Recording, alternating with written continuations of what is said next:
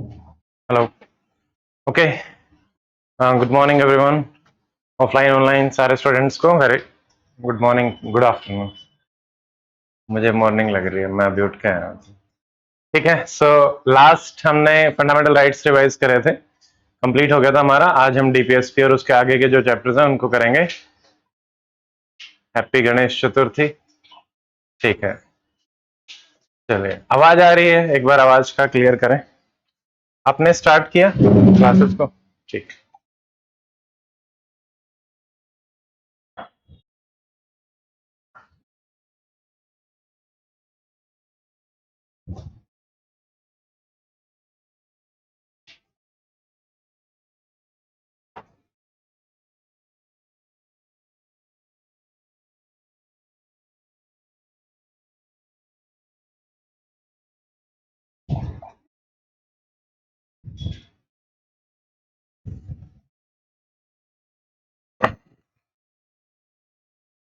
देखिए,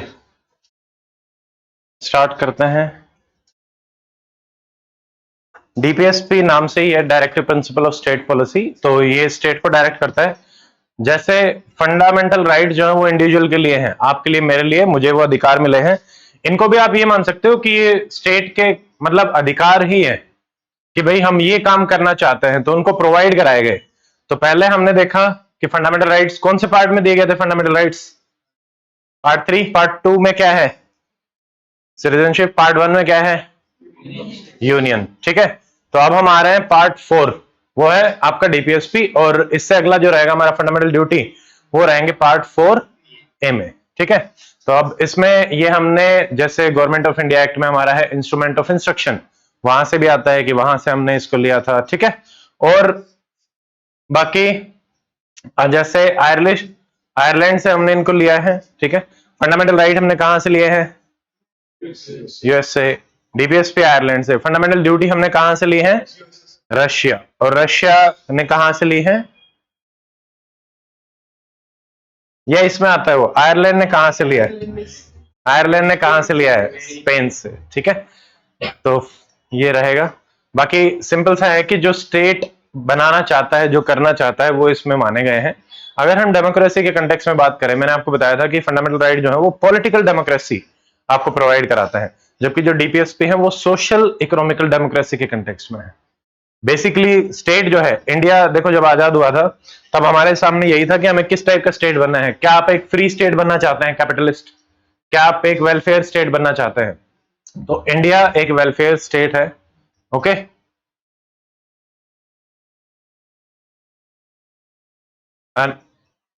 एक बार मैसेज कर देंगे कि एक सेकंड। बाकी किसी स्टूडेंट को भी ऑडियो की दिक्कत आ रही है? I think audio is fine. आप एक बार दोबारा से ज्वाइन कर सकते हैं, उनको सुनाई भी नहीं देगा।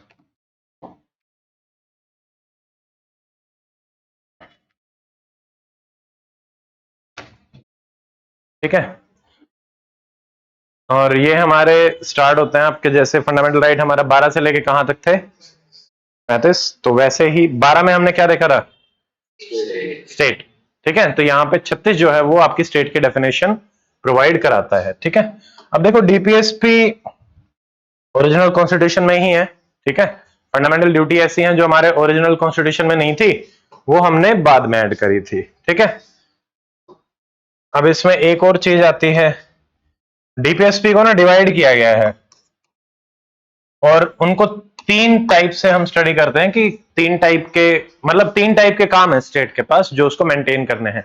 पर क्या ये डिवीजन कॉन्स्टिट्यूशनल डिवीजन है या ऑफिशियल डिवीजन है? Answer is no.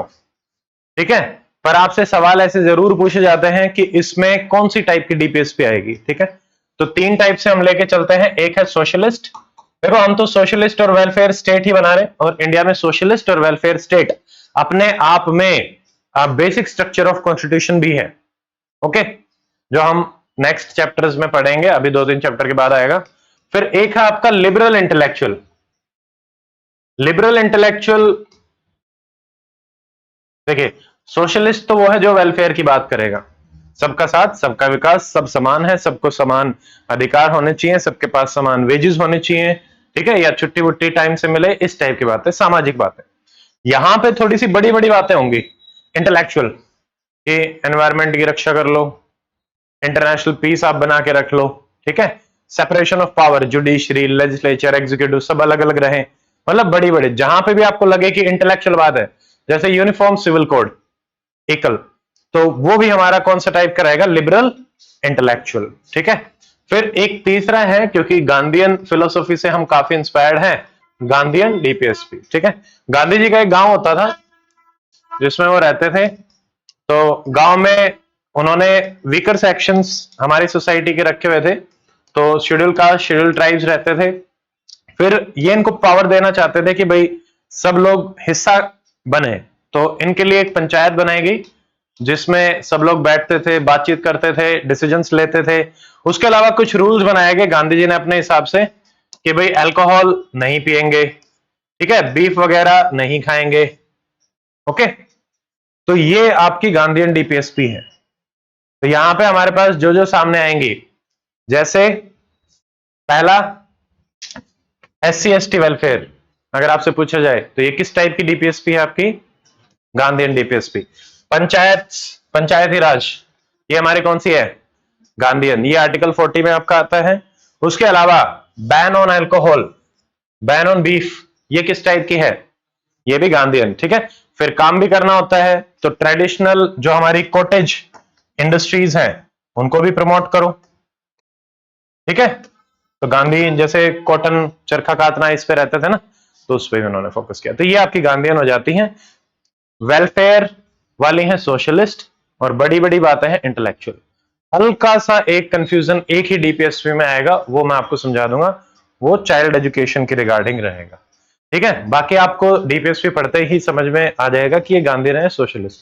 अब बात आती है क्या इनके आर्टिकल्स याद करने हैं, अगर आप कर सकते हैं तो वेरी गुड, ठीक है। मुझे सारे याद नहीं होते, दो चार में कंफ्यूजन रह जाता है क्योंकि बहुत सारे हैं, तो कॉमन है कि भाई कुछ ना कहीं हो जाए, बट जितने याद हो जाए उतने करने हैं। पिछली बार एचसीएस में 3 सवाल आए थे डीपीएसपी से, ठीक है, और तीनों में उसने आर्टिकल ही पूछ रखे थे, इसको मैच करो, इसको मैच करो, मतलब पूरी डीपीएसपी के सारे आर्टिकल उन 3 सवालों में पूछ ही लिए थे आसपास कर कुरा के।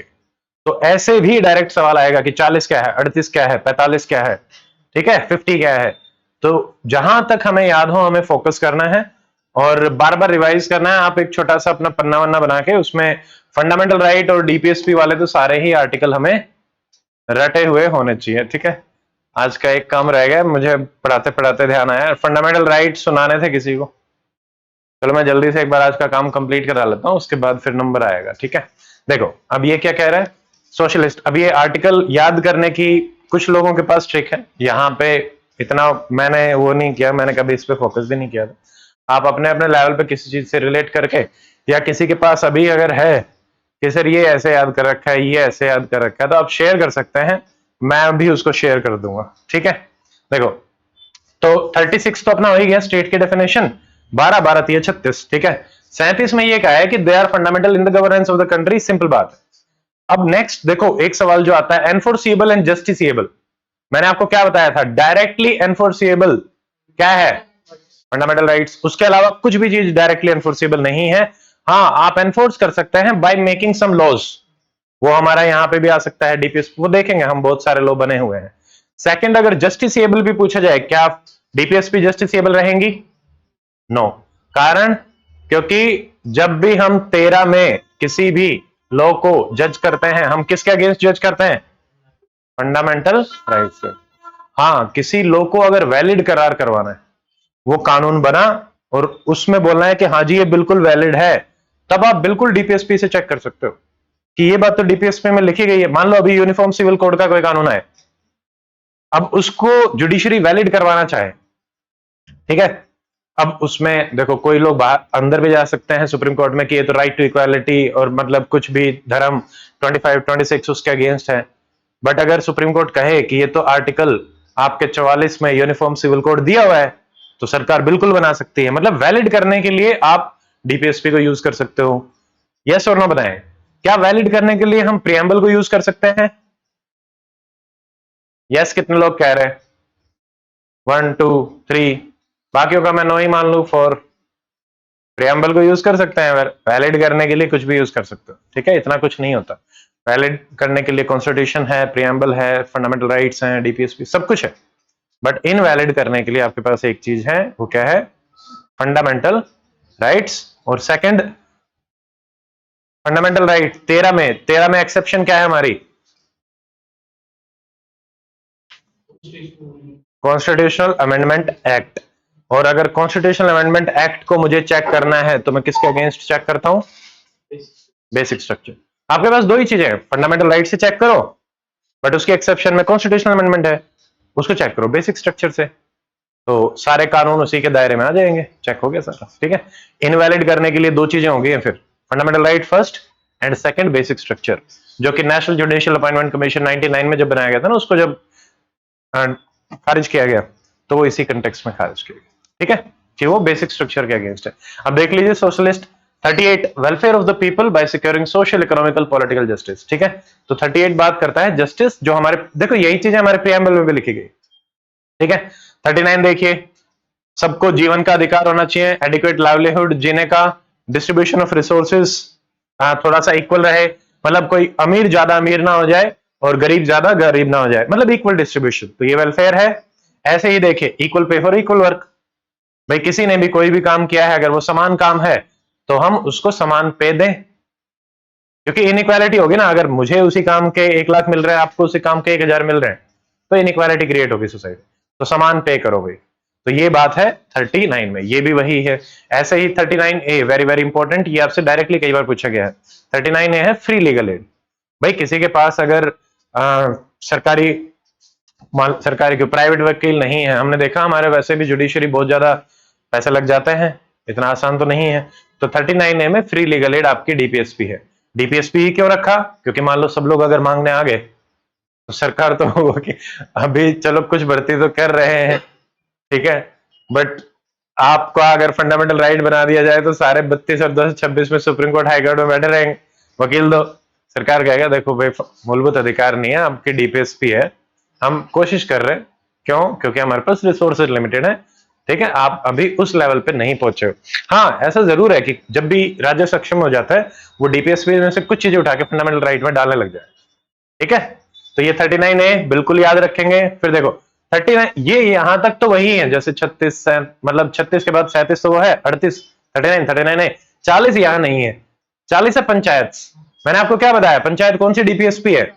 गांधीयन, ठीक है। अब आया 41, 41 है securing right to work education and public assistance in certain cases. मान लो कोई हम वीकर सेक्शन को सपोर्ट करते हैं, तो उनको एजुकेशन वर्क और इनके जो राइट्स होते हैं वो सबको समान मिले, तो ये हमारा अगेन, क्योंकि ये भी समानता के बारे में बात कर रहा है, तो ये किस टाइप की डीपीएसपी रहेगी?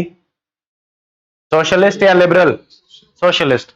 42 देख लो, just and human work conditions, जैसे अभी हमारे लेबर कोड पास हुए, ठीक है, कि महिलाओं को अगर आपको इवनिंग में काम पे रखना है तो आपको पूरी सिक्योरिटी और वो सब प्रोवाइड कराना पड़ेगा, टॉयलेट फैसिलिटीज वगैरह सब कुछ, मतलब वर्किंग कंडीशन बियरेबल हो, ऐसा ना हो कि किसी को भी आपने, वही जैसे आर्टिकल 21 में हम बात करते हैं right to life with dignity, तो वर्क विद डिग्निटी ऑल्सो, ठीक है। तो ये भी अगेन सेम बातें हैं कि भाई अच्छी अच्छी वर्किंग कंडीशन, वेलफेयर की बात, तो ये हमारा किस में आ जाएगा? Again welfare. फिर ये देख लीजिए पंचायत कौन सा आर्टिकल रहेगा? 40 कॉटेज इंडस्ट्री, देखो 41 42 आ गया, फिर आप आए 43 पे, 43 है कॉटेज, ठीक है, कॉटेज इंडस्ट्री हम लगाएंगे, ये मैंने आपको वो स्टोरी जो बताई है ना गांधी वाली, उसमें गांव में याद रखेंगे। अब आया 44, 44 is very very important, UCC भिड़ते ही याद आना चाहिए, 44 तो 40 भिड़ते ही याद आना चाहिए, 44 भिड़ते ही याद आना चाहिए, 39A भिड़ते ही याद आना चाहिए, ठीक है, कि इनको तो आप मतलब मना भी नहीं कर सकते कि मुझे 44 नहीं याद है, ठीक है। एक बार के लिए मैं 41 42 में तो फिर ठीक है कोई नहीं, डिवीजन में डाल दो उसको, बट नहीं याद है तो कोई बात नहीं, बट फिर भी आप सारे याद करें, ये आपकी जिम्मेवारी रहेगी, ठीक है। तो 43 44 वो हो ही गया है। 45 again 45 is very very important, ये है एजुकेशन। जब हमने 21A कौन से अमेंडमेंट से ऐड करे गए थे एजुकेशन वाले? 86, ठीक है। राइट टू वोट एज 21 से 61, ठीक है, 61 में एज हमारी कितनी करेगी? 21 से 18। और आपको जो राइट टू वोट मिला है वो कौन से आर्टिकल में मिला है संविधान के? 225, 325। और 18 से ऊपर वोट कर सकते हैं, ये किस में लिखा है? 326। ठीक है, ये हो जाएगा। तो ये हो गया 46, देखिए 43 हो गया, 44 हो गया, 45 एजुकेशन। एजुकेशन करना डीपीएसपी यानी स्टेट का है। स्टेट क्या करेगा? 6 से 14 साल के बच्चों को पढ़ाने की सुविधाएं उपलब्ध करवाएगा, यह है डीपीएसपी। अब आए 46। 46 क्या कह रहा है? Educational economical interest of SC ST weaker section, जो हमने ऊपर स्टोरी में देख ही लिया। 47 क्या कह रहा है? भाई ड्रिंक्स नहीं पियोगे और ये नहीं करोगे, ठीक है। 48 क्या कह रहा है? बीफ नहीं खाएंगे तो क्या? Slaughter of cow. ठीक है, तो ये आप उससे लिंक करेंगे, slaughter of cow and milk kettles. ऐसा नहीं है कि सिर्फ काउ के बारे में बात करेंगे, जो भी दुधारू पशु है उसको आप स्लॉटर नहीं करेंगे। ठीक है, तो ये गांधीयन डीपीएसपी के अगेंस्ट। तो ये उससे अपनी स्टोरी में गांधीयन तो सारी हो ही गई। अब हम आते हैं बड़ी बड़ी बातें। यूनिफॉर्म सिविल कोड, 3 वर्ड है इसमें, uniform civil and code. Uniform मतलब समान, सिविल क्रिमिनल तो सबके लिए समान है इंडिया में, मर्डर कोई भी कर दे सबको समान मिलेगा। तो सिविल में ऐसी क्या चीजें आती है? सिविल में बेसिकली आता है मैरिज, डाइवोर्स, इनहेरिटेंस, अडॉप्शन। ये चीजें हैं जो अलग अलग धर्म के आधार पे भी हमने थोड़ी सी डिफरेंट करी गई हैं। तो भीमराव अंबेडकर भी यही कह के गए थे कि भाई इक्वल करो after a certain period of time, सारे नागरिकों के एक ही अधिकार। इसमें सबके अपने अपने मत होंगे, ठीक है, किसी को लगेगा कि होना चाहिए, किसी को लगेगा नहीं होना चाहिए। Everybody is almost right eight there places, इसमें कोई ज्यादा वो बड़ी बात नहीं है। हमारे लिए काम का है 44। देखो ऐसे भी याद कर सकते हैं, 4 और 4 इक्वल ही है। यूनिफॉर्म है 4 एंड 4, तो 4 and 4 uniform, uniform civil code. ठीक है, 45 हमने देख ही लिया, 46 और 47 वहां ऊपर हो ही गया। ठीक है, अल्कोहल और ये दोनों इकट्ठे ही हैं, और ऐसे ही हमने याद किए थे। अब आया 48।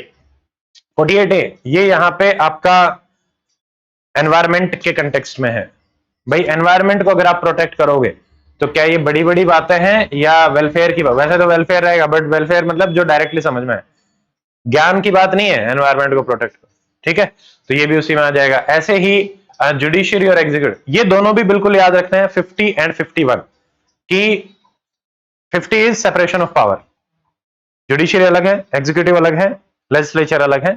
ये जो प्रिंसिपल है ये है 50 में, और 51 है इंटरनेशनल पीस।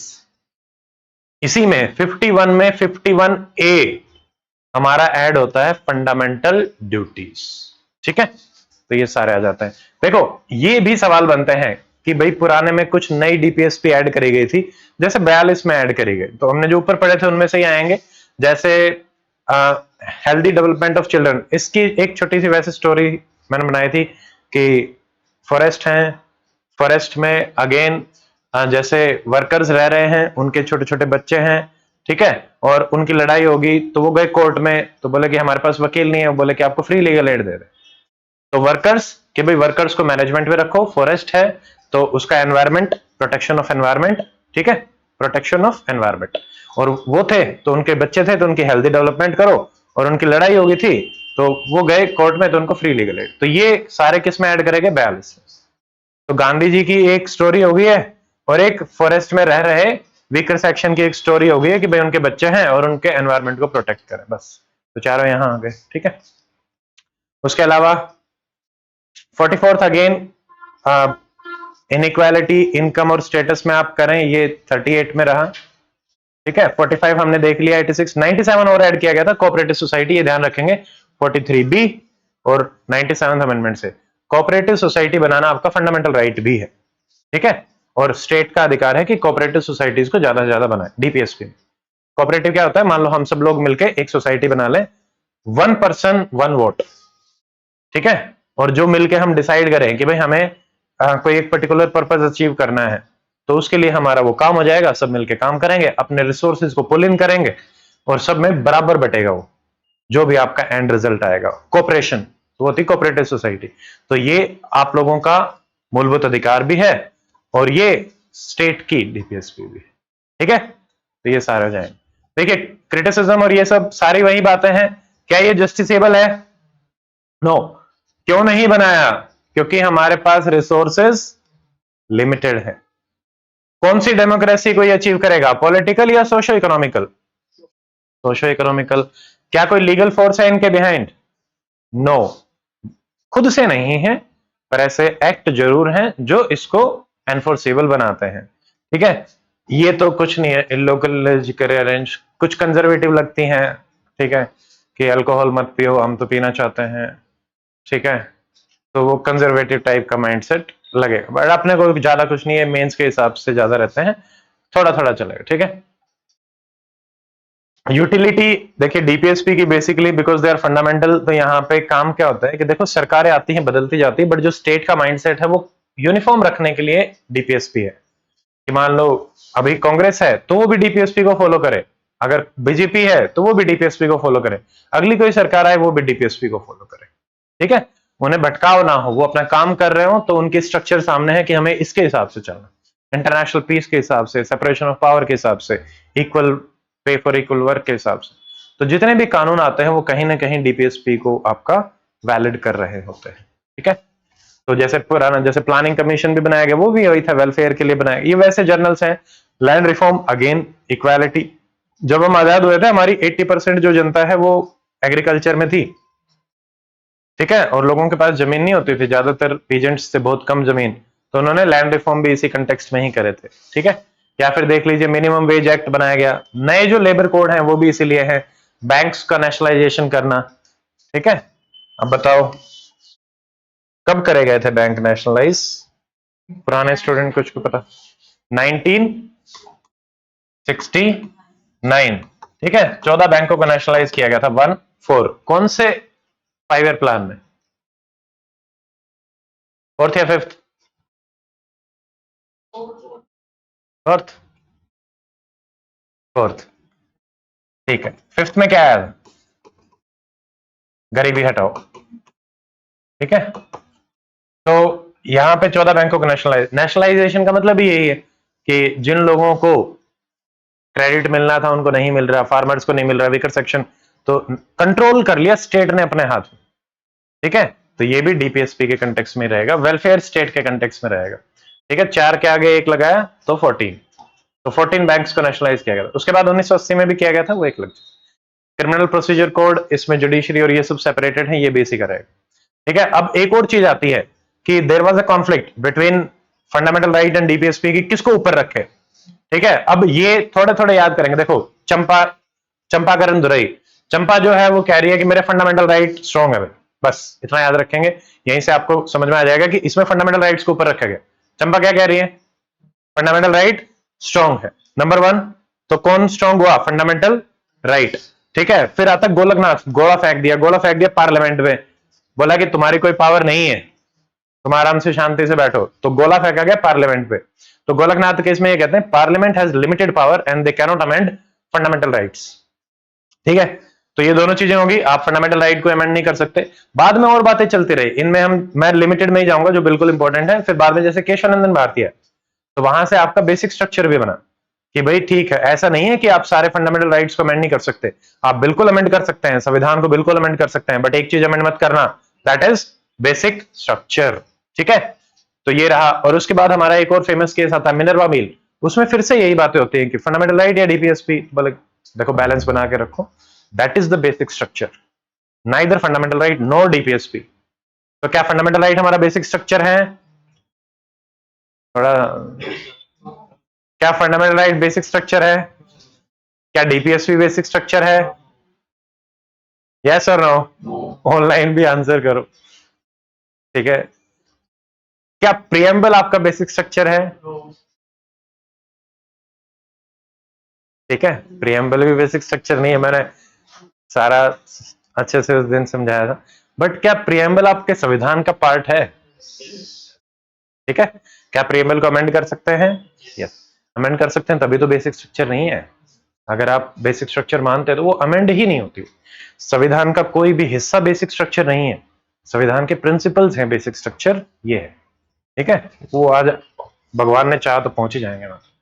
ठीक है, यही है। हाँ, अब देखो जैसे हमने कुछ fundamental right outside the basic structure, वो सॉरी, कुछ राइट्स आउटसाइड फंडामेंटल राइट याद करे थे, कौन कौन से एक एक बताएंगे। एक अधिकार जो संविधान में है बट आपके फंडामेंटल राइट से बाहर है। राइट, राइट टू प्रॉपर्टी किस में आता है?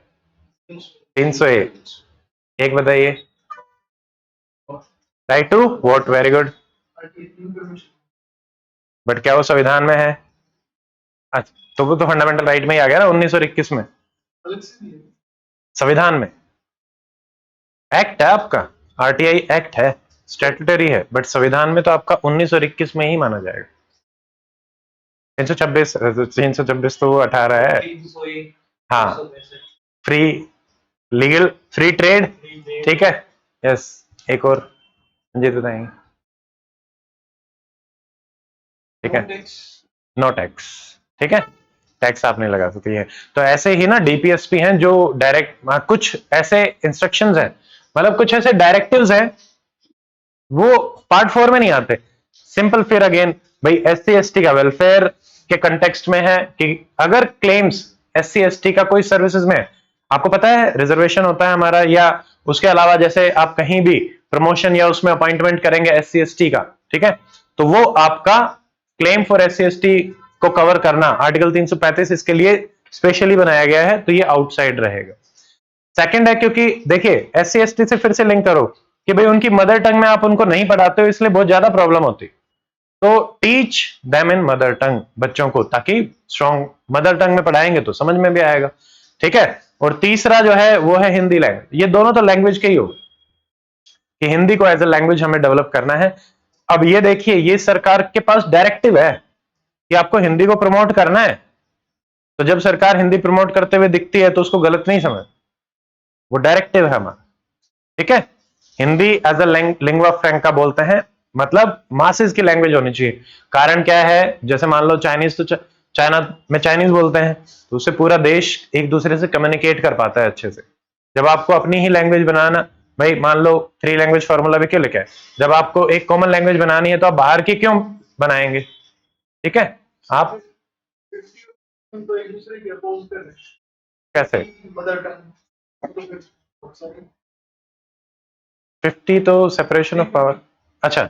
हाँ, मदर बहुत सारी हैं, बिल्कुल। हाँ, ये प्राइमरी एजुकेशन के लिए है, शुरू की एजुकेशन आप मदर टंग में करो, बट सबको अगर कॉमन लैंग्वेज सिखानी है, क्योंकि आप डेवलप हो गए ना, मान लो 7वीं 8वीं में हो गए हो, तब आप हिंदी बोलना भी सीखें।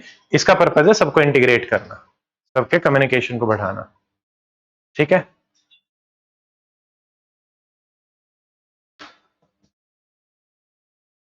देखो, जब अब article 31 part of basic structure, no it was not, ठीक है। कोई भी स्पेसिफिक चीज पार्ट ऑफ बेसिक स्ट्रक्चर में नहीं है, ठीक है।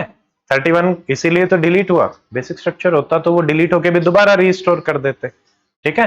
Right to property is not a part of basic structure and neither your fundamental right, अब ओनली कॉन्स्टिट्यूशनल या लीगल या राइट, ठीक है। ये एक ये सिंपल सी टेबल है। फंडामेंटल राइट नेगेटिव होते हैं, नेगेटिव मतलब स्टेट को कुछ करने से रोकते हैं। डीपीएसपी पॉजिटिव होते हैं, स्टेट से कुछ करवाते हैं। ये इंडिविजुअल के लिए है, ये कलेक्टिव है, सिंपल बातें हैं, कलेक्टिव वेलफेयर, ठीक है। ये ऑटोमेटिकली एनफोर्सेबल है, दीज आर नॉट। ये जस्टिसेबल है, दीज आर नॉट। ये किसी कानून को वर्ड कर सकते हैं, नल एंड वर्ड कर सकते हैं, they can not, they can be only valid, valid करने के। मिनर्वा मिल ने कह दिया कि भाई आपका बैलेंस ही रहेगा, ठीक है। ये है। अगला आपका चैप्टर है फंडामेंटल ड्यूटीज। देखिए, फंडामेंटल ड्यूटी अगेन सिटीजन के लिए है, ठीक है। अब आप एक चीज समझे, फंडामेंटल राइट्स सिर्फ नागरिक के लिए नहीं, बाहर के लिए भी हैं, ठीक है। अगर मैं कहूं सारे फंडामेंटल राइट्स आउटसाइड सिटीजन्स को अवेलेबल हैं, तो मैं सच कह रहा हूं या झूठ? कितने फंडामेंटल राइट ऐसे हैं जो सिर्फ और सिर्फ सिटीजन्स को रहेंगे? 5। तो उसमें से क्या 15 एक है, क्या 17 एक है, 29, 26, 16, 21, 30, ठीक है, 15, 16। तो आर्टिकल 15, 15 और 1 16, 15 दूनी 30, 30 में से एक गया 29, तो 4 तो हो गई है, 15 और 1 16, 30 और 29, और बीच में आया 19। तो ये 5 आर्टिकल हैं जो सिर्फ नागरिकों के लिए बनाए गए हैं, ठीक है। तो ये देखो फंडामेंटल ड्यूटी है भाई, आप और मेरे को बता दी कि भाई ये ड्यूटी है, कर लो, मान लो, नहीं मानोगे तो भी हम कुछ नहीं कर सकते। बट हाँ, हमने कुछ कानून जरूर बनाए हैं, ठीक है। अब ड्यूटीज हमने यूएसएसआर से इंस्पायर होकर ली थी। जापान एक और ऐसा देश है जहां पे ड्यूटीज के बारे में एक्सप्लिसिटली कॉन्स्टिट्यूशन में बात करी गई है अदर देन इंडिया। ठीक है, तो अब यहां पे हमने ऐड किया था पार्ट 4A, ठीक है, एंड 51A। तो आपसे अगर पूछा जाए क्या फंडामेंटल ड्यूटी आपके ओरिजिनल कॉन्स्टिट्यूशन का हिस्सा थे? नो। ठीक है, क्योंकि ये तो बाद में ऐड करा गया ना। कौन से अमेंडमेंट से ऐड किया गया है? 42 या 44? ठीक, 42nd। अब देखो हमेशा यहाँ पे हमारे पास यही कंफ्यूजन, कई बार कंफ्यूजन आता है 42 और 44 में। ठीक है, तो क्योंकि दोनों आसपास हुए थे तो थोड़ा रहता है कि कभी 42-44 होता हुआ दिखता है, कभी 44 होता है। तो 42nd में आपके ऐड करे गए थे, ये भी आपको याद रखना। ठीक है, चलिए अभी हमने थोड़ी देर पहले पढ़ा था 42 में कुछ डीपीएसपी ऐड करी गई थी। तो कौन कौन सी डीपीएसपी ऐड करी गई थी? नहीं, हम पीछे से जाएंगे इश्यू से। यस, बताइए। यहाँ पे 42 में एक छोटी सी स्टोरी हम लेके आए थे कि डीपीएसपी ये ऐड करी गई है, क्या क्या थी वो? मोटा मोटा बताओ मेरे को। रुको रुको, अरे रुको रुको, नहीं, फ्री एजुकेशन, हाँ, और चलो आप बताओ। फ्री लीगल एड, और एजुकेशन ऑफ वीकर सेक्शन, ठीक है, और फॉरेस्ट हो गया, फ्री लीगल एड हो गया, और राहुल एनवायरमेंट हो गया, फॉरेस्ट हो गया, हेल्दी डेवलपमेंट ऑफ चाइल्ड, और एक और क्या बच गया? Worker, workers in management. देखो स्टोरी में तो एक चीज याद होगी, उसको आगे तो लेके जाना पड़ेगा। भाई वर्कर थे, उनके बच्चे थे, तो वर्कर को मैनेजमेंट में लेके आओ, बच्चों का हेल्दी डेवलपमेंट करो। लड़ाई होगी तो कोर्ट चले गए तो फ्री लीगल एड, रहते थे फॉरेस्ट में तो एनवायरमेंट का प्रोटेक्शन। ठीक है, ऐसे। अब ऐसा ही फंडामेंटल ड्यूटीज में है। देखो ड्यूटीज बस आप ऐसे याद करेंगे, देखिए हम आजाद होने लगे तब से सारी चीजें चल रही हैं, तो हमने 10 ड्यूटी ऐड करी थी। 11वीं ड्यूटी ऐड होती है पेरेंट्स की, कि भाई आपको अपने बच्चे पढ़ाने पड़ेंगे। ठीक है, हमें नहीं पता, तो बोले कि ठीक है जी पढ़ा लें, तो वो करा गया 86 ऐड। उससे पहले आपसे बोला गया, देखो आजादी से शुरू होकर अब आप बस सोचो कि हाँ ये फंडामेंटल ड्यूटीज हैं। जब हम आजादी का स्ट्रगल कर रहे थे तो हमें बोला गया भाई आपका जो भी इंडिपेंडेंस का स्ट्रगल रहा है उसको रिस्पेक्ट करो। फिर जब हम आजाद होके हमारा संविधान बना तो हमसे बोला गया आपके संविधान का रिस्पेक्ट करो, आपके पास नेशनल एंथम है, नेशनल फ्लैग है, उसको रिस्पेक्ट करो। ठीक है, तो इस टाइप की बात है। फिर क्योंकि आप एक देश में रहते हैं, आप उसकी सॉवरेनिटी, इंटीग्रिटी को प्रोटेक्ट करो, ये नागरिकों की ड्यूटी है। अगर कभी कोई बाहर से अटैक कर दे तो अगर आपको बुलाया जाए तो आप लड़ने जाओ, डिफेंड व्हेन कॉल्ड अपॉन, तो लड़ने जाएंगे जब बुलाया जाएगा, ये हमारी ड्यूटी है। ठीक है, ऐसे ही फिर you as an individual you should strive for developing scientific temper. किसी भी चीज को ऐसे एक्सेप्ट नहीं करना, सोच के समझ के, यस नो, साइंटिफिक टेम्पर आपको डेवलप करना है, रैशनैलिटी। ठीक है, और आपको एक्सीलेंस अचीव करनी है। और एक्सीलेंस भी ऐसा नहीं कहा गया है कि सिर्फ खुद की, individual as well as collective excellence के लिए काम करना होगा। आप सोचो ड्यूटी तो इतनी अच्छी अच्छी बना के दे दी, ठीक है, हम बहुत लिमिटेड हिस्से में तो जानते ही बहुत कम लोग हैं कि ये हमारी ड्यूटी है। पढ़ लेते हैं तो समझ में आ जाता है, बट उसके मीनिंग्स तो काफी हद तक हमें क्लियर नहीं होते। अगर ये मीनिंग्स क्लियर हो जाए तो एज एन कंट्री आप काफी हद तक काफी प्रॉब्लम्स को सोल्व कर पाएंगे। ठीक है, तो ड्यूटी का बेसिकली यही है कि भाई देखो मैंने अधिकार मांग लिए ना मेरे फंडामेंटल राइट, तो अब स्टेट को मैं क्या दे सकता हूं? तो दीज आर द थिंग्स। ठीक है, तो यहां पे एक कमेटी आती है, स्वर्ण सिंह कमेटी। ठीक है, ये भी याद रखेंगे, स्वर्ण सिंह कमेटी जिन्होंने रिकमेंड करी थी कि ये ड्यूटीज डालो। उन्होंने 2-4 चीजें और भी बताई थी कि जैसे मान लो टैक्स है, टैक्स को भी ड्यूटी बना दो। ठीक है, बट वो मानी नहीं गई। या फिर ड्यूटीज अगर कोई फुलफिल ना करे तो पार्लियामेंट को कहो कि वो पेनल्टी लगाए, पर वो भी नहीं मानी गई। ठीक है, फंडामेंटल ड्यूटीज इतना ही आपके लिए इंपॉर्टेंट है और यहीं से चीजें आपसे पूछी जाती है। यूएसएसआर हो गया, जापान हो गया, जापान के संविधान में भी है। स्वर्ण सिंह आपको याद रखना है, वेरी वेरी इंपॉर्टेंट, 76 42 अमेंडमेंट 51 ए से ये ऐड करेगी, ठीक है। ये दो हटा दी गई, पार्लियामेंट वाली नहीं मानी, टैक्सेस वाली भी नहीं मानी। हाँ बट कुछ कानून है, अभी हम देखेंगे, जैसे मान लो, हाँ उसके अलावा ये भी था, दो चार चीजें और रहेगी भाई। पब्लिक प्रॉपर्टी को नुकसान मत पहुंचाओ, एनवायरमेंट को थोड़ा प्रोटेक्ट करो, ठीक है। तो जैसे जब कोई आदमी एयर पोल्यूशन वाटर पोल्यूशन करता हुआ मिलेगा, ठीक है, तो उसको पकड़ के जेल में भी डाला जाता है। तो मतलब कुछ फंडामेंटल ड्यूटीज को एनफोर्स भी किया गया है। अगर आप अपने ध्वज का, कॉन्स्टिट्यूशन का अपमान करते हैं तो आपको जेल में डाला जा सकता है, क्योंकि वहां पे हमारे पास एक्ट्स हैं, ठीक है, फ्लैग कोड है, सारी चीजें हैं। और यही कि fundamental duties are only expected from citizens, ठीक है। मैं अमेरिका वाले से नहीं कह सकता कि तुम ये ड्यूटीज फॉलो करो, ठीक है, ये सिर्फ सिटीजन की है। बट हमने फंडामेंटल राइट बार बार, तो कॉन्स्टिट्यूशन, उसके आइडियल्स, फ्लैग, नेशनल एंथम को करना, नेशनल फ्रीडम स्ट्रगल, उसके जो आइडियाज हैं उनको चेरिश करना, फॉलो करना। तो उन्हीं के आइडियाज हैं socialism, equality, liberty, fraternity, justice, ठीक है।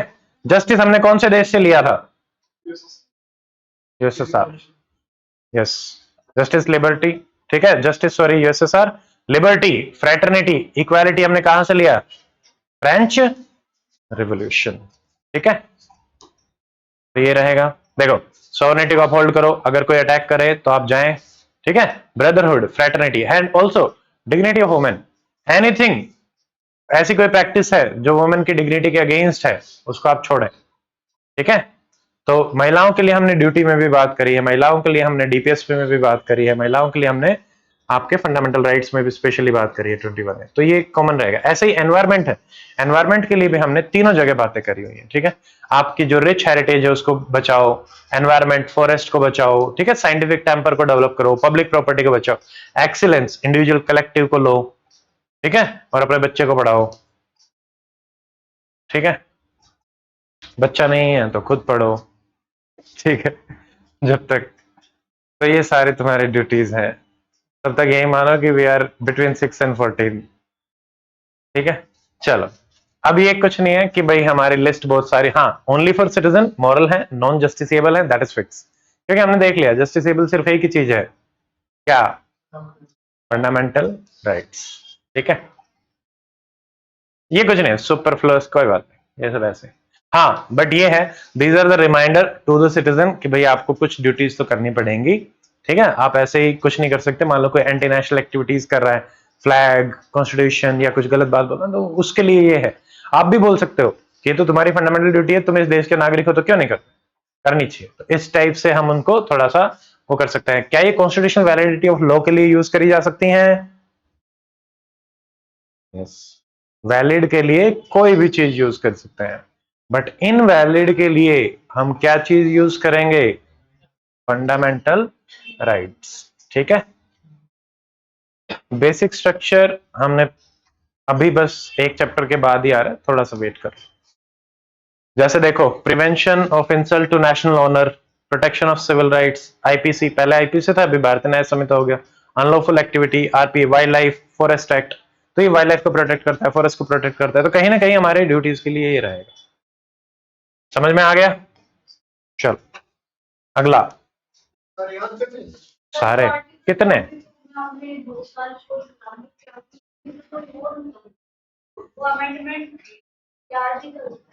देखो आर्टिकल 42 में बहुत सब कुछ हुआ।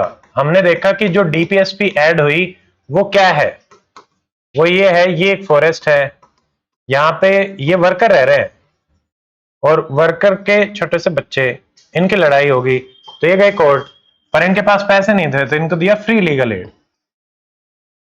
तो ये जो one, free legal aid, child welfare, worker का participation in management and forest है तो एनवायरमेंट। तो ये डीपीएसपी, ये 4 डीपीएसपी 42 से ऐड करी गई थी, हमने ऐसे याद करा, ठीक है। हाँ 42वें अमेंडमेंट, नहीं नहीं 42 आर्टिकल नहीं, 42वें अमेंडमेंट से ये ऐड करी गई हैं, ठीक है। चलो अब देखो, संविधान, कॉन्स्टिट्यूशनल अमेंडमेंट एक्ट, ठीक है, सिंपल सा प्रोसीजर है, कुछ नहीं है। अब जब देखो पहले गया कॉन्स्टिट्यूशनल अमेंडमेंट बिल आएगा भाई, बिल आके पास होके एक्ट बनता है, बिल आ गया। अब आपसे पूछा जाए कौन लेके आ सकता है, मतलब बिल जब पहली बार आएगा तो कोई भी ला सकता है, प्राइवेट मेंबर भी और पब्लिक यानी गवर्नमेंट भी लेके आ सकती है। पब्लिक बिल होता है जो मिनिस्टर लेके आता है, प्राइवेट बिल होता है जो मिनिस्टर के अलावा कोई भी लेके आता है, एमपी, तो कोई भी ला सकता है। फिर पूछा गया लोकसभा में आएगा राज्यसभा, दोनों में से कहीं भी आ जाएगा। ये तो हो गया पार्लियामेंट का हिस्सा, तो दोनों में से कहीं ले आओ, हमें कोई फर्क नहीं पड़ता चाहे लोकसभा में लाओ। क्या स्टेट में आएगा? नो, क्योंकि स्टेट्स का नहीं है, हम यहां से शुरू करेंगे। और यही एक अगेन यूनिटरी फीचर हो गया कि संविधान को अमेंड करने की पावर राज्यों के पास नहीं है, उसको शुरुआत करने की भी नहीं है।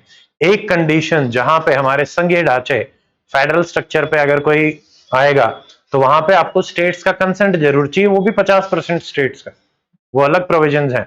बट क्या शुरुआत करने की पावर स्टेट के पास है? हरियाणा चाहे तो कर सकता है क्या? नो।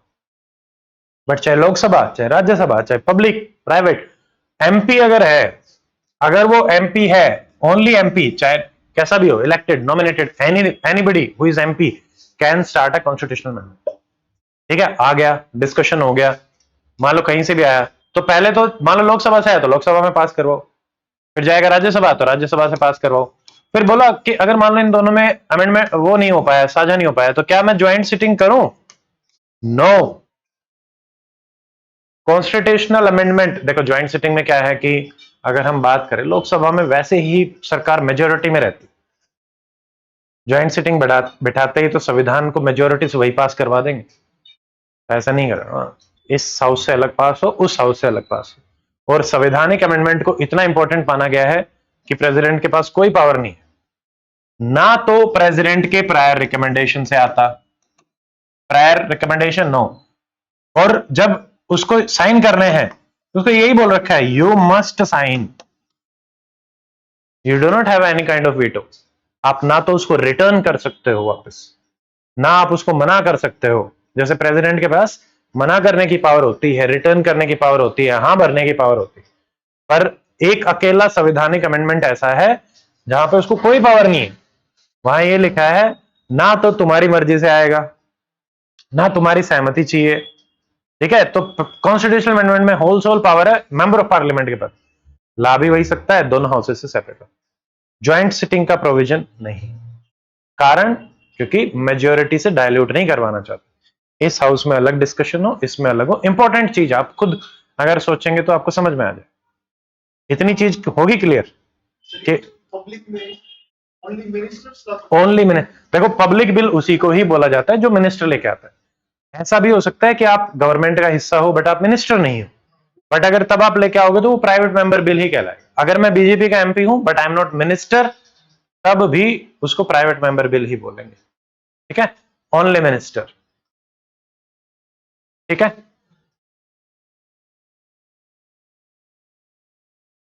हाँ, ज्वाइंट सिटिंग 108 ये भी हमने देख लिया था। ठीक है, इनो गुड आफ्टरनून। ठीक, कोई बात, इतनी बात समझ में आ गई। ठीक है, अब पता है क्या बोले कि भाई देखिए 368 आर्टिकल है जो आपके संवैधानिक अमेंडमेंट से डील करता है। अब इसमें 3 टाइप से आप अमेंडमेंट करवा सकते हो। पहला, सिंपल मेजोरिटी। सिंपल का क्या मतलब है? 50% प्रेजेंट एंड वोटिंग, बस। ठीक है। सेकंड है स्पेशल मेजोरिटी। स्पेशल यानी 2/3 present and voting plus 50% of total member. ठीक है, इतना ध्यान रहेगा। तो इसमें 2 कंडीशन ऐड इसीलिए करेंगे कि भाई मान लो प्रेजेंट एंड वोटिंग ही कम है, 2/3, तो कम से कम 50% टोटल, इन दोनों में से जो ज्यादा होगा वो। ठीक है, तो आपको दोनों ही कंडीशन फुलफिल करनी पड़ेंगी। यहां बोला कि भाई 50% प्रेजेंट वोटिंग से पास करवा लो, हमें कोई दिक्कत नहीं अगर इस कंडीशन में कोई बिल आता है।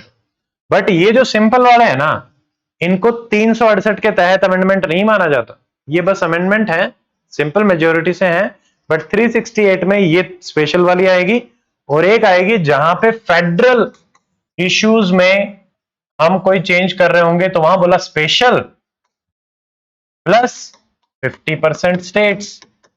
फिर इनसे पूछा गया स्टेट्स में कौन सी मेजोरिटी, बोला स्टेट में ज्यादा नहीं, simple 50% present and voting.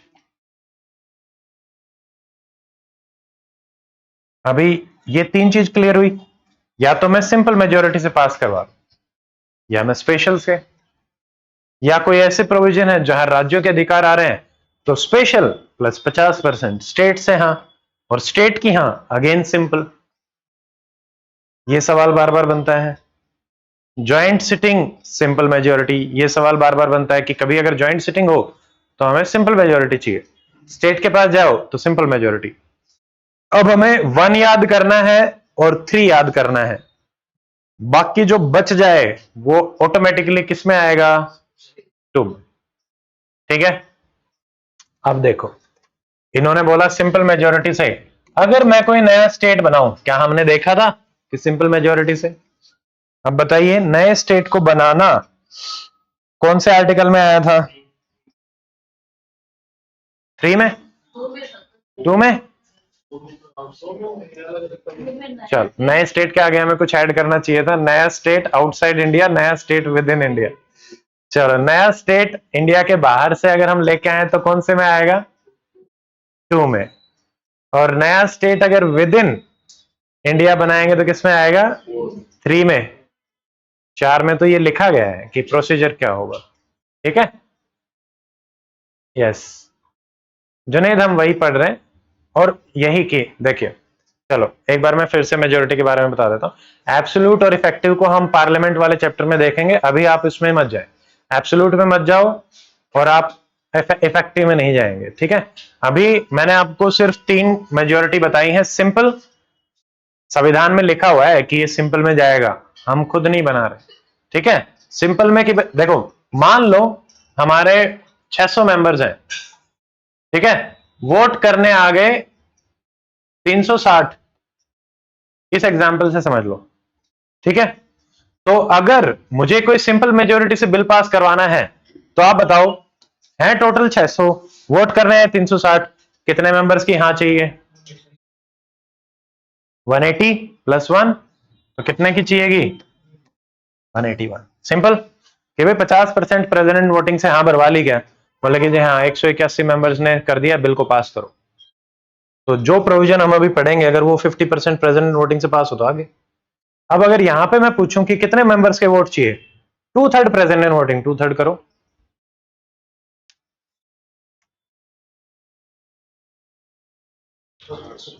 Math 270 कैसे, हाँ ये कितना होगा 240। अभी बताओ 50% ऑफ टोटल कितना होगा, 300। तो अब अगर आपसे कोई पूछे कि इस बिल को पास करवाने के लिए इस कंडीशन में कितने वोट चाहिए, 301, क्योंकि इन दोनों में बड़ा कौन है, 300। तो अगर 360 मेंबर आए हैं तब भी 301 की हाँ चाहिए, ये नहीं कि 240 की हाँ भरवा ली कि जी 2/3 नहीं, दोनों में से जो बड़ा होगा उसकी 301 बड़ा है, क्योंकि 50% 600 का कितना है, 300। बात समझ में आई। और अगर यहां पे आपसे पूछे, ये वही चीज तो है, यहां तो ये कर दो और वो तो स्टेट में जाएगा भाई, स्टेट में जो मेजोरिटी होगी सिंपल अगेन 50% ऑफ प्रेसिडेंट। ठीक है, तो ये 3 टाइप की मेजोरिटी है। अब देखिए कोई भी नया स्टेट आता है, नया स्टेट बनाते हैं, सिंपल कैटेगरी 1 हम देख रहे हैं। ऐसे ही हमने देखा था स्टेट लेजिस्लेटिव असेंबली अगर आपको बनानी है तो भी वही simple majority. State legislative assembly में कोई बिल जाता है तो प्रेसिडेंट की प्रायर रिकमेंडेशन से जाता है, प्लस स्टेट के व्यूज उस पर बाधे भी नहीं होते, दोनों ही कंडीशन में हमें कोई मतलब नहीं है। ठीक है, हाँ एक बार मांगे जरूर जाएंगे बट होगा नहीं कुछ उससे। ठीक है, इसके अलावा देखिए सिटीजनशिप के कोई प्रोविजन है वो हमें चेंज करने हो, ठीक है, शेड्यूल 5, 6, 2 में कोई चेंज करना हो तब आप इसमें कर सकते हैं। ठीक है, एक याद रखना जेजे, जेजे है जजेस और जे है ज्यूरिसडिक्शन। ठीक है, नंबर ऑफ जजेस एंड ज्यूरिसडिक्शन अगर आपको सुप्रीम कोर्ट का इंक्रीज करना है, ठीक है, तो आप सिंपल मेजोरिटी से चेंज कर सकते हैं, ठीक है। बट अगर इसके अलावा कोई भी चीज है तो वो जाएगी थर्ड कैटेगरी, ठीक है। तो ये कुछ है, स्टेट बनाना, स्टेट की नई लेजिस्लेटिव असेंबली बनाना, सिटीजनशिप, शेड्यूल 5, 6, 2, 5। शेड्यूल 5 जो है वो है शेड्यूल ट्राइब्स के लिए, ये भी शेड्यूल ट्राइब्स है, ट्राइबल। ये है असम, त्रिपुरा, मेघालय, मिजोरम। इसमें 4 मेजर स्टेट्स आते हैं। ये आ जाएंगे आगे, अभी शेड्यूल में आ जाएंगे जब देख लेंगे, ठीक है। तो ये सारे इसमें आते हैं, ठीक है। एक और चीज आती है इलेक्शन टू पार्लियामेंट में, अगर कोई चेंज करना है, election to parliament and state legislature. But अगर वही चीज इलेक्शन टू प्रेसिडेंट आ जाए, क्योंकि प्रेसिडेंट के इलेक्शन में ना एमपी एमएलए भी पार्टिसिपेट करते हैं और हमारे स्टेट वाले भी, तो वहां पे हमने लिख रखा है कि वो कैटेगरी 3 में जाएगा, क्योंकि वो दोनों पार्टिसिपेट करें, ठीक है। तो ये होगी कैटेगरी 1, ठीक है। एक बार इसको देख लेते हैं। आप जे याद रखेंगे,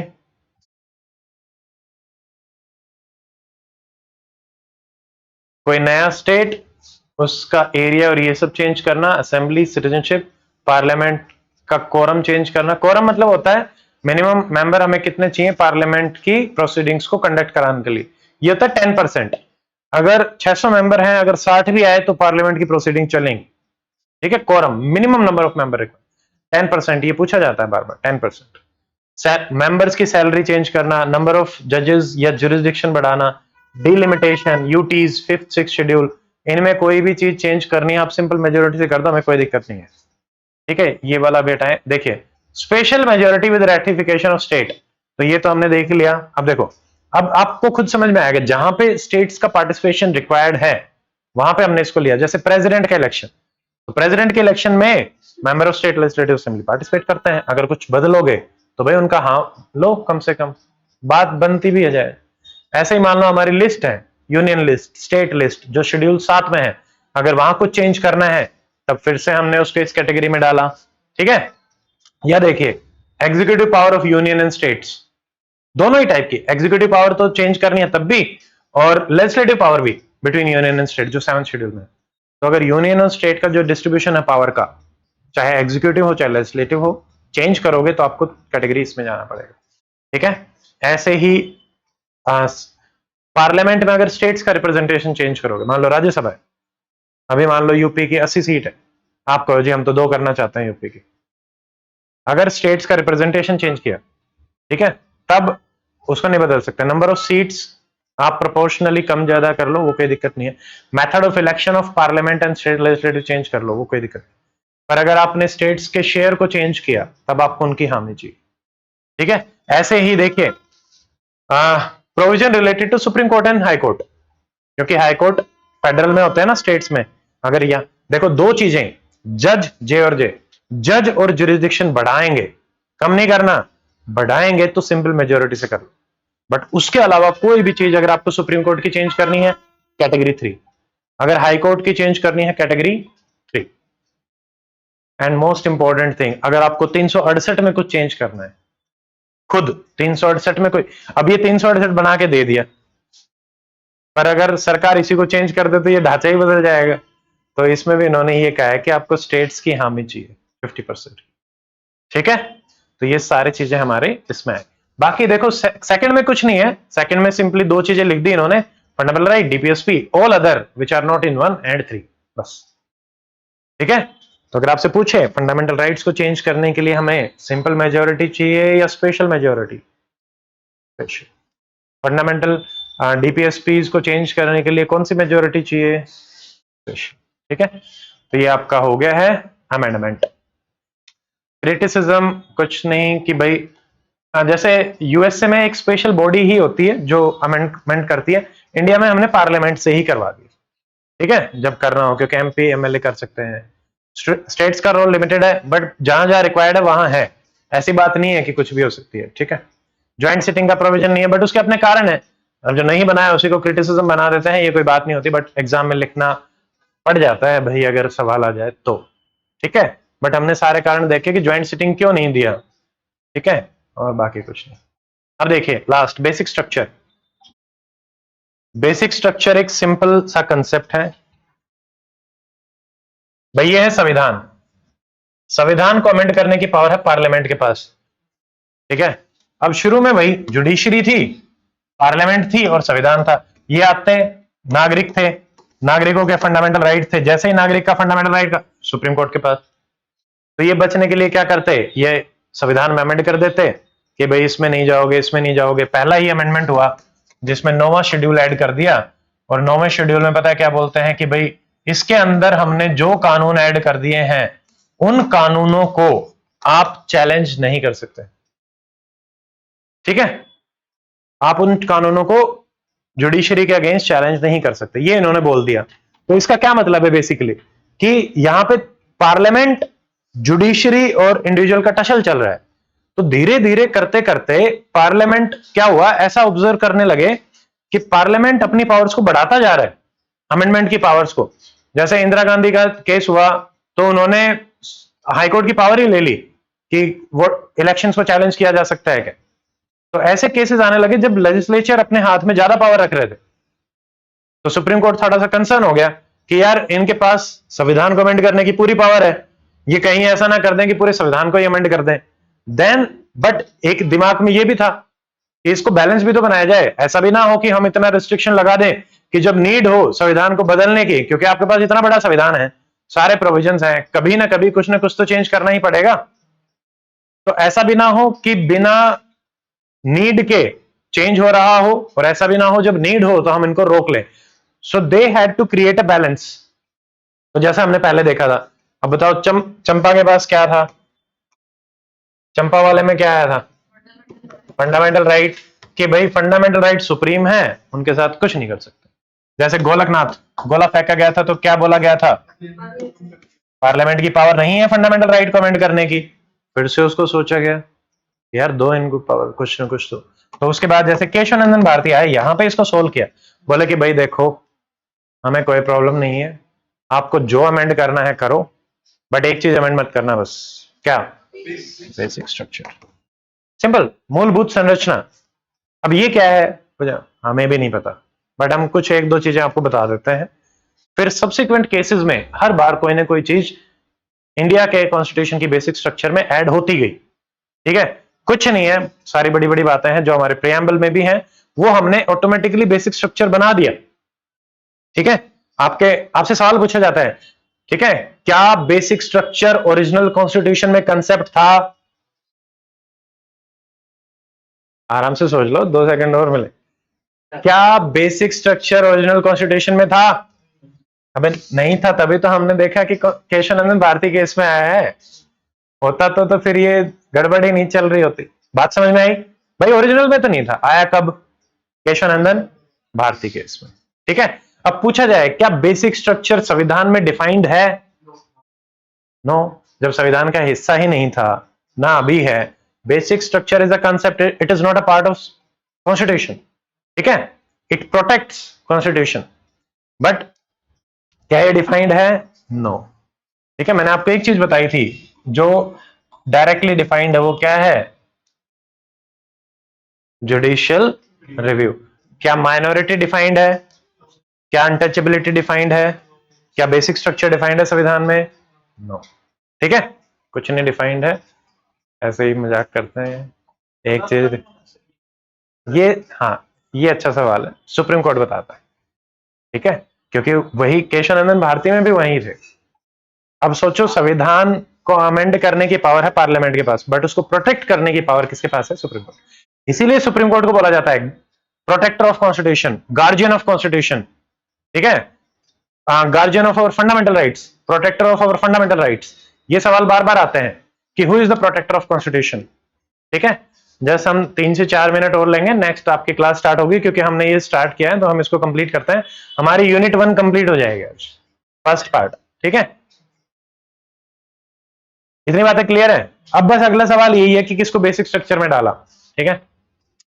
अब सोचो प्रियम्बल में जो चीजें हैं, socialism, federalism, equality, justice, liberty, fraternity, unity, integrity, everything is basic structure. Principles. Principles, only principles. ठीक है। फिर जैसे ऐसे बोला फ्री एंड फेयर इलेक्शन करवाओ भाई इंडिया में, तो फ्री एंड फेयर इलेक्शन एक बेसिक स्ट्रक्चर है। मतलब आप संविधान में कोई ऐसी चीज अमेंड कर दो और सुप्रीम कोर्ट को लगे कि ये तो फ्री एंड फेयर इलेक्शन को गड़बड़ कर रही है, वो छोटी से छोटी चीज भी हो सकती है, तो उसको बेसिक स्ट्रक्चर के अगेंस्ट करके उस संवैधानिक अमेंडमेंट को ही खारिज कर दिया जाए। ठीक है। ऐसे ही देखिए इंडिया में सबसे सुप्रीम है कॉन्स्टिट्यूशन, पार्लियामेंट कुछ नहीं है, बट काम सारा पार्लियामेंट ही करती है। ठीक है। पार्लियामेंट हमसे पूछा जाए कि सबसे सुप्रीम भारत में क्या है, तो दिस इज कॉन्स्टिट्यूशन। और अगर लेजिस्लेटिव, एग्जीक्यूटिव, जुडिशरी में भी पूछा जाए तो who is the most powerful, judiciary. Judiciary को बोला जाता है first among equals, these three are equal but they are the first among equal. ठीक है, फर्स्ट।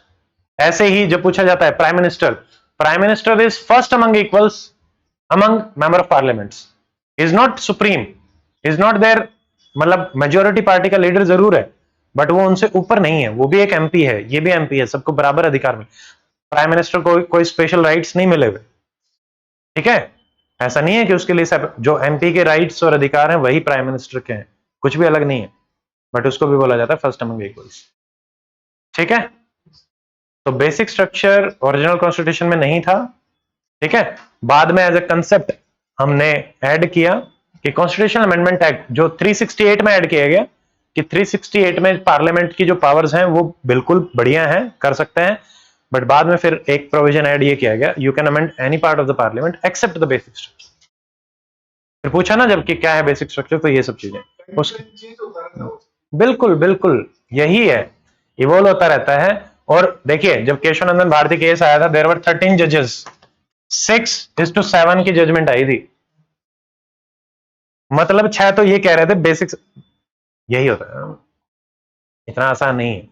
ठीक है। सब लोग आपस में मिले हुए हैं, सब लोग एक दूसरे को जानते हैं, वो तो ठीक है, एक जज ने हाँ भर दी ये यार बनाओ इसको बेसिक स्ट्रक्चर, तो वो हो गया, नहीं तो टाई भी हो जाता, टाई हो जाता तो 15।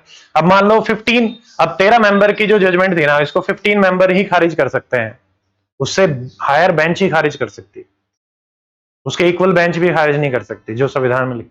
अब अगर 15 की बैठे और उसमें से 8 कह दें कि there is no concept like basic structure in Indian constitution, इसको हटाओ, तो वो उसी दिन से हट भी जाएगा। ठीक है। ये माइंड का खेल है बस, जब तक है तब तक है। तो कॉन्स्टिट्यूशनल सुप्रीमेसी एक्चुअली प्रोटेक्ट करने के लिए है कि भाई ऐसा ना हो, ये सारे हमने ऊपर वाले देख ही लिए थे, इसको आप एक बार देख लेना। ठीक है। ये देखो, आप एक भी चीज आपको ऐसी नहीं लगेगी जो ऐसे ही डाल दी गई हो, सारी चीजें प्रोटेक्ट करने के लिए है नेशन को। ठीक है। कि कहीं भी कंसंट्रेशन ऑफ पावर ऐसी जगह ना हो जाए कि एकदम से पार्लियामेंट आई ऐसी मेजोरिटी वाली जो सब कुछ बदल के चली गई, अगर उसने सुप्रीमेसी ऑफ कॉन्स्टिट्यूशन चेंज करने की कोशिश करी, खारिज। उसने अगर सॉवरेन, देखो सॉवरेनिटी, डेमोक्रेसी, रिपब्लिक, नेचर जो हमारा है सेकुलर नेचर, अब देखिए it is very vague, nobody knows what is secularism exactly, it is not defined, nobody knows what is democracy exactly। ठीक है। तो वो जजेस पे ही डिपेंड करेगा, उस वो किसी भी प्रोविजन को पकड़ के कह दे कि भाई ये तो डेमोक्रेटिक नेचर को गड़बड़ कर रहा है, इसको हटाओ, आर्गुमेंट्स। ठीक है। क्योंकि प्रिसाइज डेफिनेशन है नहीं, तो फिर से एक वो हो जाता है।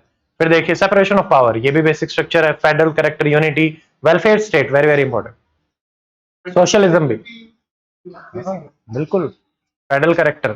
ठीक है। जबकि हमने आर्टिकल 1 में क्या देखा था, क्या इंडिया एक फेडरल, आर्टिकल 1 के अंदर क्या इंडिया एक फेडरल कंट्री है? इंडिया क्या है? यूनियन। बट हमारा फेडरल कैरेक्टर क्या है, इसको नहीं बदला जाता भाई, जो सेंटर है, स्टेट गवर्नमेंट है, उनको चेंज नहीं कर सकते। ठीक है।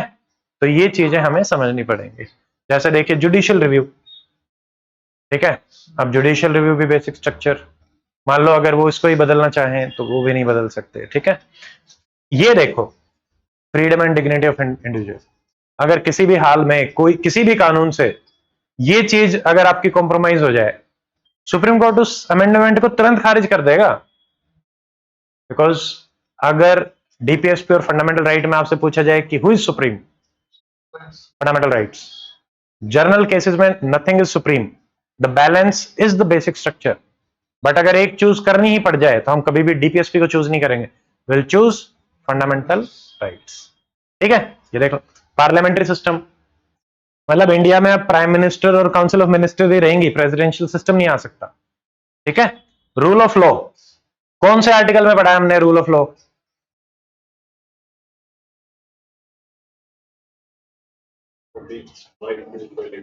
क्या बात कर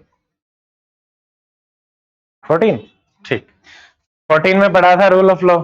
ठीक है, उसके बाद देखिए फंडामेंटल राइट, डायरेक्टिव प्रिंसिपल, ये हमने देख लिया। कौन से केस में आया था ये?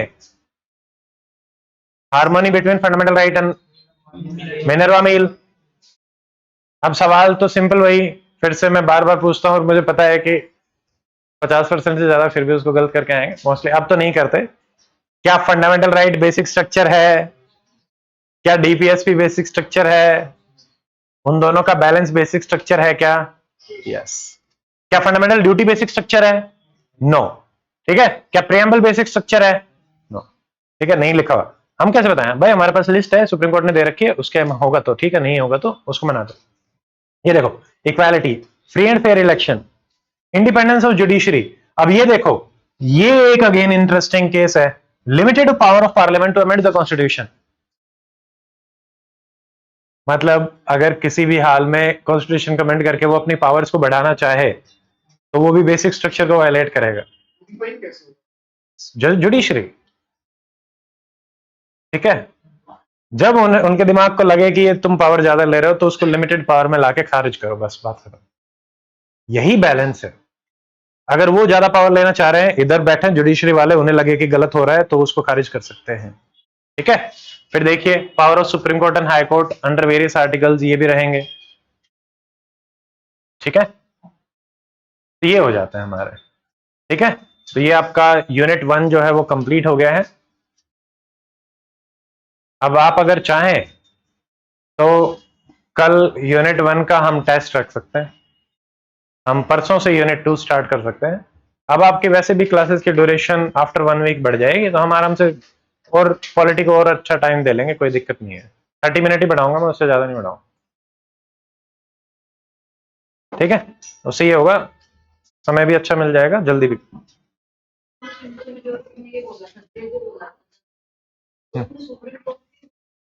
उसमें मेनली सुप्रीम कोर्ट का ही लिखा हुआ है।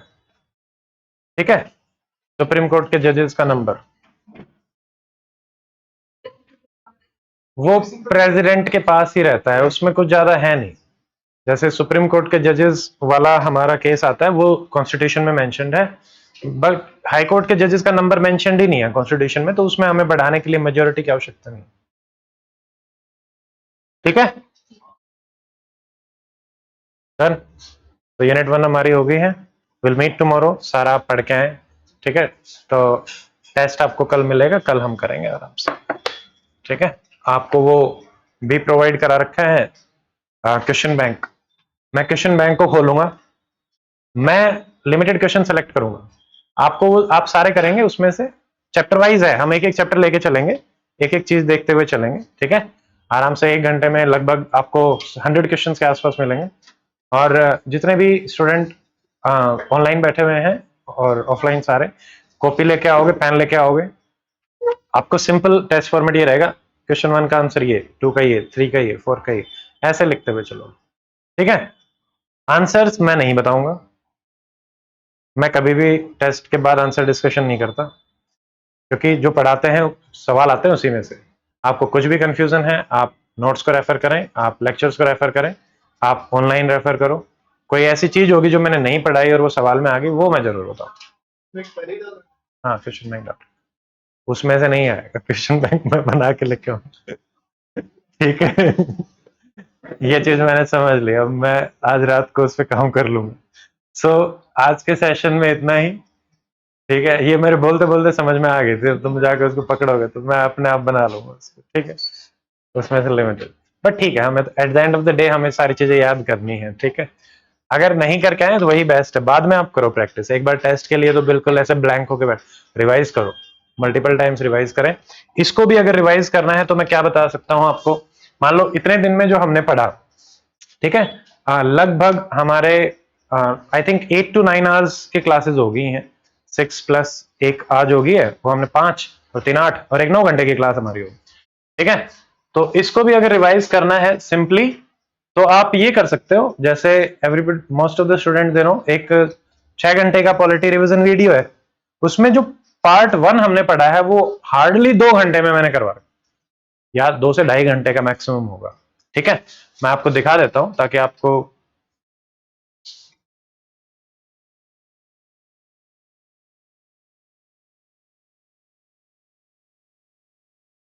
लगे कि कल मुझे पूरा ही रिवाइज करके आना है,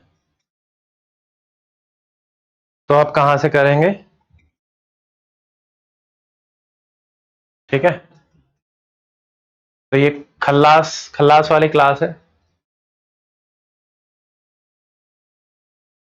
देखो,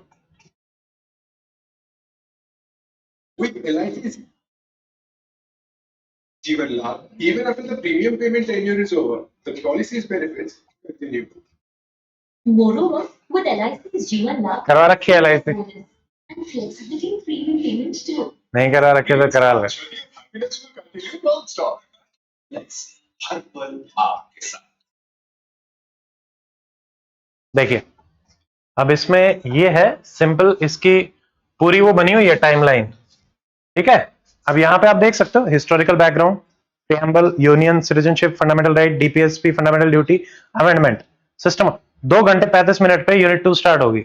जितने चैप्टर हमने पढ़े हैं सारे चैप्टर यहाँ पे हैं। आप इस पे क्लिक करोगे फंडामेंटल ड्यूटी, इस पे क्लिक करोगे डीपीएसपी। ठीक है, अब ये मान लो जो हमने पढ़ा है उसका भी कंसाइज वर्जन आपको मिल रहा है। 8 घंटे का वर्जन 2.5 घंटे में आपको मिल रहा है, लगभग सेम चीज। यहाँ तो क्योंकि थोड़ी चीज मैंने एक्सप्लेन भी करी है, ये बिल्कुल रिविजन है। ठीक है, तो आप चाहो तो 2.5 घंटे यहाँ भी लगा सकते हो, चाहो तो अपने नोट से पढ़ सकते हो, that is up to you, but कल पूरा रिवाइज करके आएंगे। चलिए, thank you for joining the class, will meet tomorrow.